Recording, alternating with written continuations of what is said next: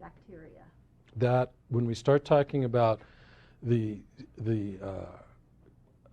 this is talking about organs, now we haven't really started talking about disease. So this is talking about the organs. But if we were going to talk about viruses, for example, the planet that rules viruses is Neptune. And it has a very, well, if we wanted to get into it esoterically, it's pretty far out. Viruses really became a significant issue in human evolution from the period of 1830 to 1870. And it directly relates to what is esoterically and occultly known as the war in heaven. And it had to do with a time where it became essential that a whole hierarchy of dark beings, dark, negative, evil beings, had to be cleared out of the spiritual worlds by Archangel Michael. And the war actually lasted from 1830 to 1870. This is literally a war in the spiritual world. And in 1870, these beings got cleared out and thrown down to earth. Corresponding with the karma of these beings and their influence, it manifested in two different ways. Very interesting correspondences. Because on one level, not that there wasn't greed before. There's always been greed. There's always been these things. But now it became a major evolutionary issue that the being that was the head of these dark angels and these dark beings was known as Mammon.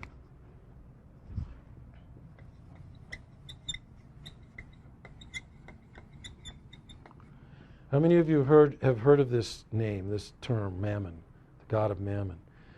You know, the statement from the Bible, you can worship Mammon or you can worship God. What does Mammon mean? It means money and wealth. It means greed, if we want to talk about a quality of consciousness. Greed, all of us want to be comfortable, but I don't think most of us would fall into the category of greed.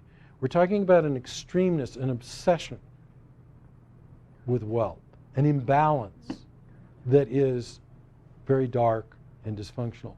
Because when you get gripped by greed or mammon, you don't really care what you do to other people because the obsessiveness and the drive to acquire money and to have vast amounts of wealth rules everything in your life.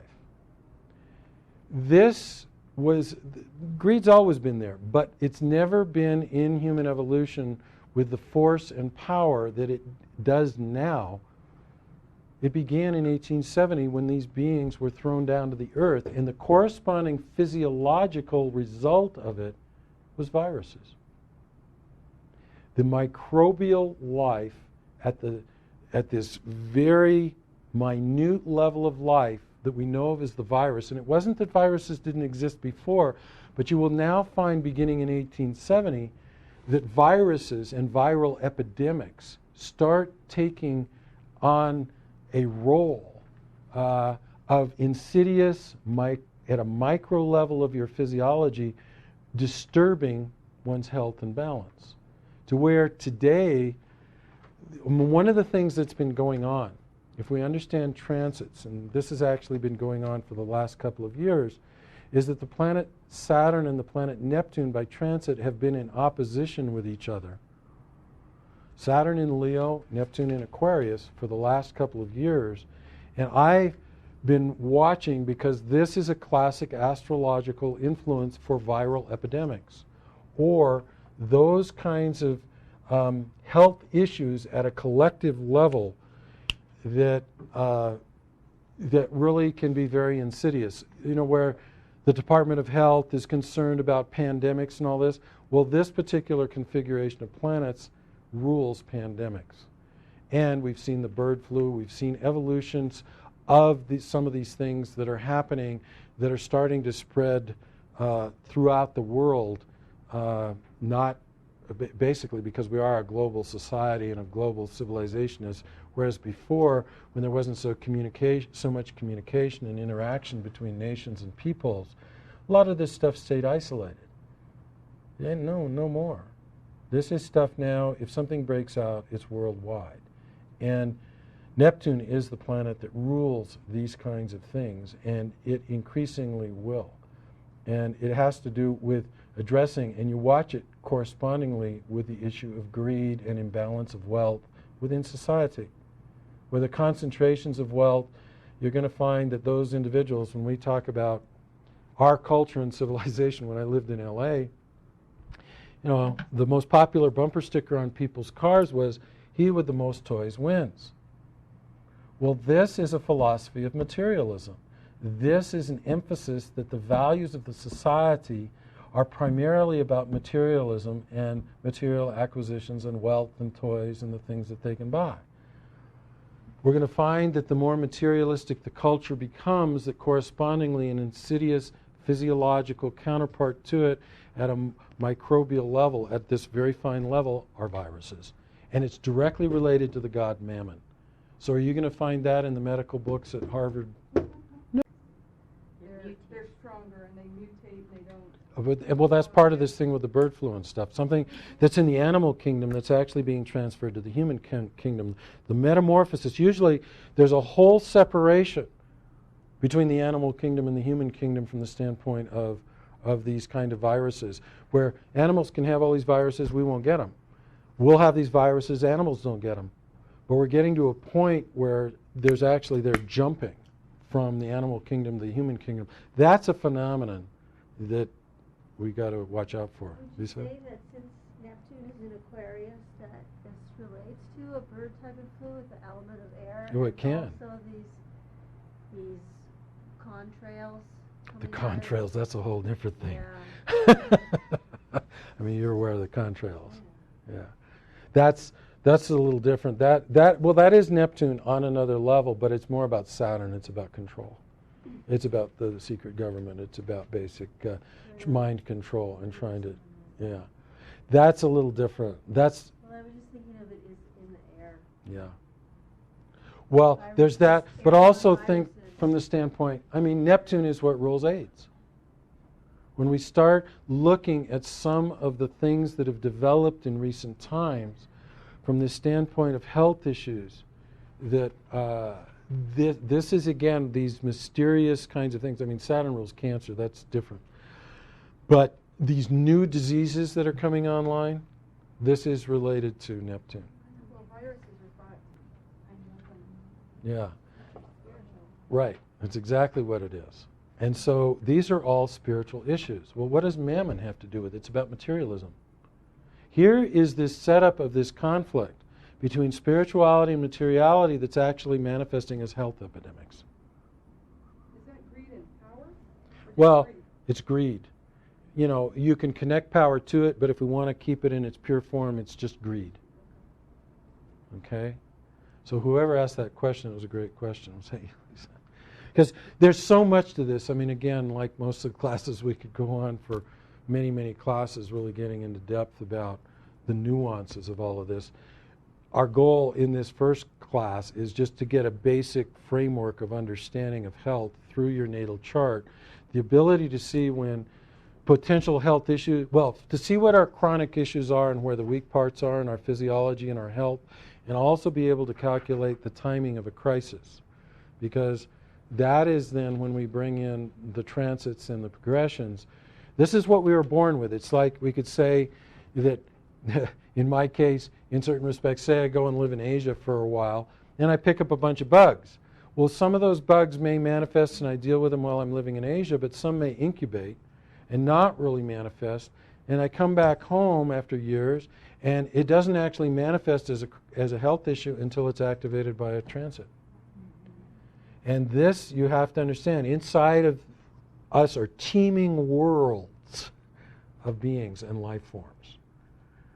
So where it shows in our negative aspects in our chart are our greatest susceptibilities from a health standpoint. And then that's there, that's dormant, that's latent, that's there, and it doesn't get activated until a transiting planet comes around and activates it. And that would be when we'd get sick, or we'd go in the hospital, or when, in one form or another it would manifest. And there's all kinds of things. If it's Saturn's involved, it's more chronic. If Uranus and Mars are involved, it's more acute. It comes quickly and goes quickly. There's just a whole world. Once you start analyzing the chart and what's involved, you can just layer all kinds of levels of information. Joanna? Focus on your area. Oh, well, I'll give you an example. I mean, just myself. I mean, I have my moon in Capricorn in my 6th house of health, and we haven't gotten into houses yet, which we're going to. It has nothing but negative aspects to it. Nothing. It has no positive aspects whatsoever. Saturn's opposing it, Neptune's squaring it. And I have all my life had digestive issues. Moon rules the stomach, rules digestion. And there's all kinds of reasons for it. Saturn is blockage, which opposes it. Neptune relates to these kinds of things that I'm talking about, where I could get into, it rules poisoning. I was poisoned twice in Asia. I mean, purposely, intentionally, not accidentally. It's actually a way of killing. It rules viruses, it rules poisoning, it rules these subtle, insidious things that come through. And energetically, Saturn is going to shut down or restrict or block the functioning of the stomach, or the ability to assimilate out of the stomach, the nutrition that we need. So this is a real issue, and because Saturn is involved, it's chronic, meaning most likely, it's something you better learn to work with, because it can only get worse if you neglect it, and it will get better, but it's most likely. It doesn't mean, and understand the principle, because there's nothing that can't be healed, and there's no question that I've healed myself and I've transformed myself. But when Saturn's involved, it tends to be chronic, which means it's very difficult to get rid of, and there's a good chance it'll be there your whole life, and you have to develop a lifestyle that every day is counteracting that influence. And if you get lax and you're not disciplined, and you don't do that, you're going to be miserable, and you can die. You can't. No. In fact, that's an excellent question. You don't want to wait for a crisis. So you can, even though it hasn't been activated in your body, you can still work on it. By looking at a person's chart, I can tell them what the issues are and how to work with it in consciousness and in physiology. That also is what brings up the mineral kingdom and the plant kingdom in terms of bringing in those energies to counteract that in terms of those energies. Where it's strength, where it's weak, we can make it strong. Where it's too strong, we can moderate it. Where there's too much energy, we can mitigate it. And there's two principles. You can work with the opposite energy, and you have to evaluate in the chart how to do that. But you can work with the opposite energy. For example, the opposite of Saturn is Jupiter. So here, and that's actually the liver as opposed to the spleen. And it's by working with Jupiter, it will help to put Saturn back in its place. And also Uranus is the antithesis of Saturn too. And so here, understanding what these planets are, what these energies are, what these functions are, and also correspondingly in the plant kingdom and the mineral kingdom, what these energies represent, bringing these into yourself in various ways helps to heal the situation. But again, as we've already said, the primary understanding that is essential is that the physiological issue represents an issue in consciousness. And meditation is the best way. There's no question. It's the universal panacea. It is the healer of everything. And so that in and of itself, to the degree that we're meditating on a regular basis, you're going to find that is an essential part of true, genuine healing, no matter what the issue is. But in addition to that, there would be, Saturn has to do with fear. So one of the things would be consciously developing courage, consciously developing the ability to face our fears and work through them, come out the other side. Not deny them, not to avoid them, not to do this, but actually get strong through facing our fears and working with our fears and dealing with our fears. That's going at a consciousness level to the source of the problem, because the fear is what's constricting the functioning. The principle of Saturn is constriction. And so, in a certain respect, in your case there, it's the heart. And so if we actually face those fears and deal with those fears, and we come out the other side, with every one of those encounters, you're releasing the hold of Saturn. You're weakening it, and you're strengthening yourself.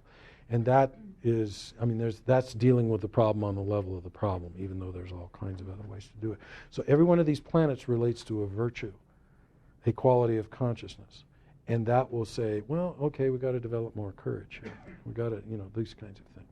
And it will show you even what areas of life that the issue is most prominently going to come up and how to deal with it. So self-sabotaging, self-destructive patterns of thinking and of feeling and of action. Every health issue is the manifestation of some part of yourself of self-sabotaging, self-destructive patterns of thinking, feeling, and action. And it means it's gotten to the point where we've ignored it or not dealt with it or not fixed it enough to where it is manifesting physiologically, so we can't ignore it anymore. Because we feel pretty miserable when we're sick. It should be getting our attention that we are in crisis. There's something here that needs to be dealt with, but we confuse it. Most people think, well, it's just a physical issue. No, it isn't. And the other thing that our health system has created is the ability to mask these symptoms. Here, take a drug. Does that heal? No. It just masks the symptoms. It actually pushes the issue deeper. And I'm not saying don't take drugs, because there are times it's very important to do that. It buys you the time to work on the issue. There's all kinds of things. But understand, those drugs are not healing anything. Well, it doesn't pay, but I mean, it's like the dark side and the light side. Well, it is. But I mean, in a functional, if I just looked at it from a business standpoint, because I worked in in investment banking, I raised hundreds of millions of dollars, billions of dollars for the healthcare industry, and it's structured for disease. It's structured for medical crises. It's structured. What pays is dealing with all of this stuff. So they don't, in a big sense, it's like if you have cancer, it's not about healing cancer, it's about treating cancer. If you have AIDS, it's not about healing AIDS, it's about treating AIDS. What's the difference? That's an ongoing program of treatment where there's a constant cash flow stream that's coming back to the doctors and the hospitals and everything else. That is the basis of how they look at it. It's really hard to convince thought process. But it's the thing that we need to realize. It's our personal responsibility to be healed. And in fact, it is about preventative medicine. I mean, that's exactly, Joanna, what you were saying. No, we don't want to wait for a crisis. If we see that there's a potential issue here, let's start getting well now, so that when this does get activated, we actually are that much further down the road of it getting fixed, which means the crisis itself is going to be much less. We can recognize it too. Yeah. Yeah. And one of the things, just to give you a certain idea, this was in ancient China. And the relationship between the doctor and the patient was one where the patient paid the doctor to keep them well. And if they got sick, the doctor failed, and there was no charge for treatment. It was the exact reverse. It was the exact reverse of our system. And that was the traditional basis of Chinese medicine, is I'll pay you to keep me well. But if I get sick, you failed, I failed, and you treat me and get me well, but I don't pay you for that. I only pay you for keeping me well. It was a totally opposite paradigm, view of what life is supposed to be like, and big difference in terms of quality of life. They take your spleen out all the time. Do they? Yeah. And so what would be, well, no, there's an etheric. Understand, when we do surgery, yeah. When they take a part of your body out, a physical part of your body, the etheric part's still there. I'm not saying that's a good thing to take the body parts out. It isn't, right. But that's why you can still survive. Right, because the spleen, I mean, they just talk about, you live without the spleen, and some people don't really notice. Yeah. What would be a disease, a health diagnosis in which a doctor would recommend cutting out the spleen? What would be the symptom? What would a rupture, an injury. To the spleen itself? Yeah, usually like Okay, so it's a direct. Oh, okay. No, I don't think they keep the spleen out. Okay. Yeah, because I The spleen isn't talked about very much in medicine. You don't hear Yeah. a lot about the spleen, but to me it's diseases of the Yeah. Well, it's the immune system too. Well, then that would, okay, then that would be big. But Saturn, from another standpoint, it's very big because it's the planet of karma, and the spleen is its manifestation physiologically. And it relates to the I am and the blood, and the blood is the carrier of this. And then again, you say immunization, the ability of self to battle the not self, the ability to battle the invasions. It's the battle of light and darkness. And to the degree the self and the blood is weak, then it will be overwhelmed by all of the other stuff. And you're going to find physiologically the body's compromised, consciousness-wise, the sense of self is compromised. So it becomes, it is very significant. I'd have to look into that a little bit more because I'm not as familiar with it. But again, the planet that rules the blood is Mars. And it is the fighter in you. It's the warrior in you. It's the planet of action. So when we start compromising the quality of the blood and the quality of the sense of self, we're going to find that the ability for you to protect yourself and to fight against all of that which is adversarial is weakened, to where you're basically compromised, to where life or death or however you want is really going to take over, is going to defeat you. On a Pluto transit on Mars. See, Pluto would be huge, absolutely. Because Pluto is intense. Saturn and Pluto are the most malefic from the standpoint of transits. And the thing about both of them is that their transit is going to last a long time. So when you have a crisis that's activated by transiting Saturn, it will minimally usually last 12 months. Pluto, it's years. Yeah, it's years. Because Pluto only moves 2 degrees a year. And so it can last. And so these are the kind of things, when you see those coming, from we can see, oh wow, there's a Saturn transit that's going to be activating this in a while, or Pluto transit going to be activating this. We want to get it together in terms of really trying to get healthy and strong before that happens, because the intensity of that kind of a health crisis is going to be one of the worst kind. It's going to test us.